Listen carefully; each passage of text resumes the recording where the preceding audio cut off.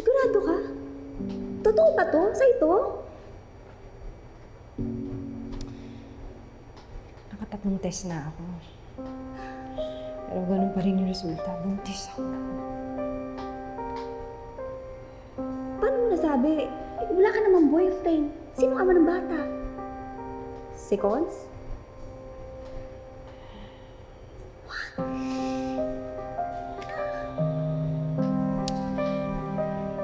Pinakilala ako.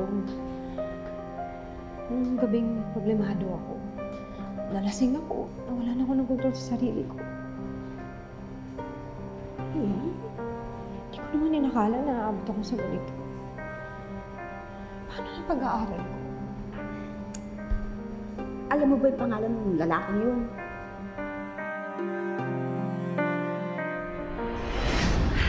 I really don't know, dear. It's Ramir.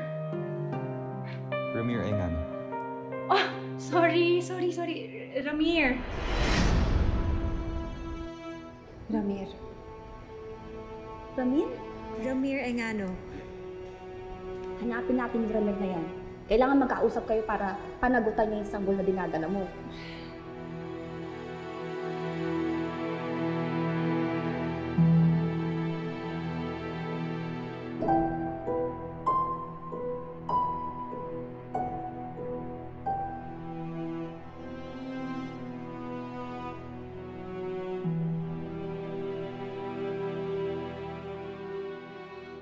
Siya yung tatay ng bata.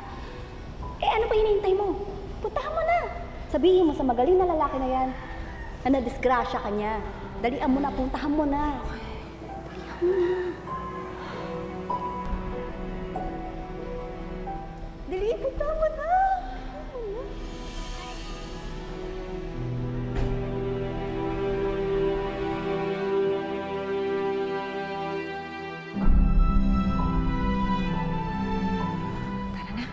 Malisa tayo, Emily. Ano? Nasisiraan ka na ba? Papasanin mo mag-isa yung problema? Puntahan mo pa rin. Ayaw mo sila. Emily, hindi mo ba nakikita? Mukhang happily married na yung tatay ng anak ko.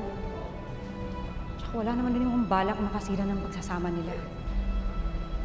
And besides, kasalanan ko to lahat.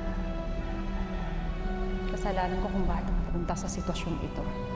At mag-isa kong isolve ang problemang ito. At ayoko na makadamay pa ng ibang tao, kaya tara na. Mer! Sana hindi na lang ako umatras nung araw na yun. Sana sa'yo ko na lang pinaako si Lily. Baka buhay pa sana ang anak ko ngayon.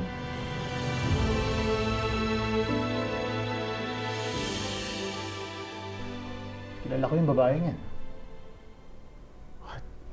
Where do you know her from? Sikat siya sa law community bilang isa sa pinakamagaling na abogado.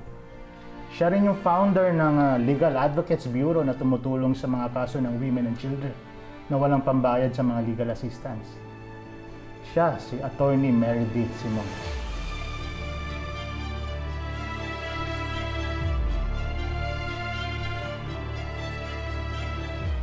Meredith? Pero hindi yun yung pangalan na binigyan sa akin dati.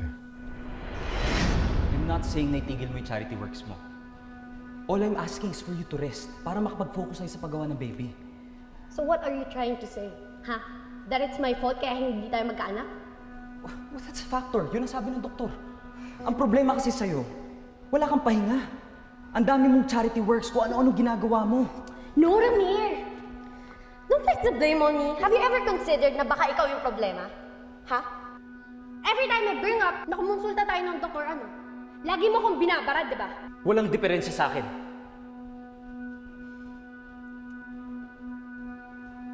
Alam mo, walang pupuntahan itong pinag-uusapan natin.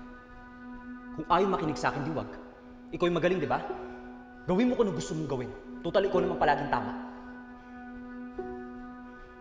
Saan ka pupunta? Magpapalamig. I can't stay in this house right now. Ramir! Come back here, Ramir!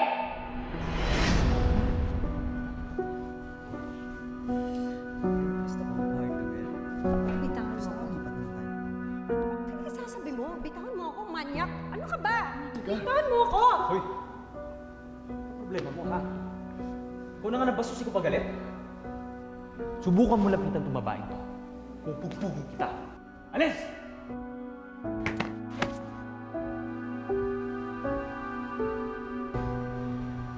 Miss, okay ka lang? Saktan ka ba?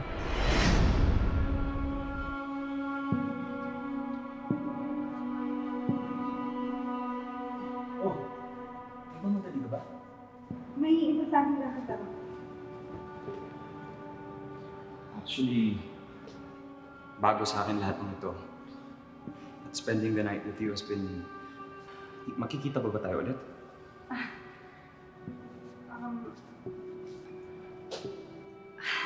I really don't know, Ramir. It's Ramir. Ramir Engano. Oh, sorry. Ramir. Ramir Engano. Yes. I'm so sorry. Nice to meet you. Nice to meet you. Pasensya ka na kasi hindi ko talaga alam kung paano itong mga ganitong setup eh. So, It's Natty, right? yes. Can I know your last name? Natividad Almed. Teka, nasa directory ka ba? Paano kita makakausap? Hindi ba ba? Kasal ka pala? Oh, wait. I can explain. No. Okay na. Hindi na kailangan, Ramir. Natty, Ay, alam mo, okay na. Okay? Kung ano man namagitan sa ating dalawa, okay na. Ramir, Jamir, kung ano mang pangalan mo, it was just a one-night stand. Just go back to your wife.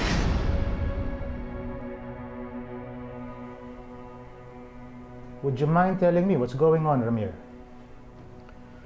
I think I know this woman. Hindi lang ako sigurado kung siya nga yun.